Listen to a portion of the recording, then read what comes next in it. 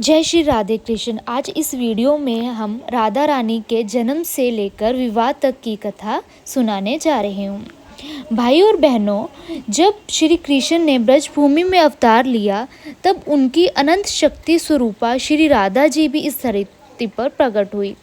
एक कथा के अनुसार राधा जी यमुना जी के पावन तट पर कमल से प्रकट हुई। कहा जाता है कि जब श्री वृषभानु जी यमुना नदी में स्नान करने गए तो उन्होंने कमल पर एक अति पावन दिव्य बालिका जी को देखा, तो उन्होंने उस दिव्य बालिका को अपनी पुत्री के रूप में स्वीकार किया। दूसरी कथा में कहा जाता है कि राधा जी का जन्म रावल गांव में हुआ है। राधा जी का अवतरण साधारण नहीं बल्कि पूरा दिव्यमयी था। बाल्यकाल में राधा जी ने अपनी आंखें बंद किए रहती थी। सभी ये देखकर बड़े ही आश्चर्यचकित थे, पर जैसे ही नंदगांव के श्री कृष्ण ने उनके सामने आकर दर्शन दिए, उसी क्षण राधा जी ने अपनी आंखें खोली। यही संकेत था कि राधा जी का जीवन केवल श्री कृष्ण के लिए ही है। राधा जी का पालन अत्यंत प्रेम से हुआ। उनकी 8 प्रमुख सखियां थीं: ललिता, विशाखा, चंपकलता, चित्रा, इंदुलेखा, रंग देवी, तुंग विद्या और सुदेवी, जो हर समय उनके साथ रहती। सखियों के संग राधा जी फूल तोड़ती, झूला झूलती और वृंदावन की कुंज गलियों में खेल खेल में समय बिताती थी। जब श्री कृष्ण अपनी मधुर बांसुरी बजाते तो सारी गोपियां सब कुछ छोड़कर उनके पास दौड़ी चली आती। वृंदावन के उपवनों में रासलीला का अद्भुत उत्सव होता था। सभी गोपियों में राधा रानी का स्थान सबसे ऊंचा था। कभी कभी राधा जी मान करके रूठ जाती तो श्री कृष्ण जी उन्हें मनाने के लिए उनके चरणों में बैठ जाते। यही तो सच्चे प्रेम और भक्ति का स्वरूप है। एक दिन राधा जी ने श्री कृष्ण से रूठकर कहा, श्याम, अगर तुम मुझसे सचमुच प्रेम करते हो तो मेरी कंटीली राह पर नंगे पांव चलकर दिखाओ। कृष्ण जी मुस्कुराए और बिना सोचे उस पथ पर चल पड़े। यह देखकर राधा जी की आंखों से अश्रु बह निकले और वे कृष्ण जी के गले लग गई। यह लीला हमें सिखाती है कि सच्चे प्रेम में कभी भी अहंकार नहीं होता। अब आपको सुनाते हैं श्री राधा जी के विवाह का रहस्य।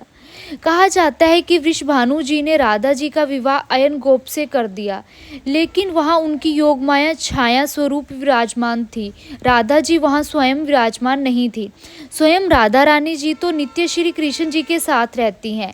इसीलिए कहा जाता है कि राधा जी का वास्तविक संबंध श्री कृष्ण जी से है। केवल श्री कृष्ण ही उनके साथी हैं। फिर आती है भांडीर वन की पावन कथा।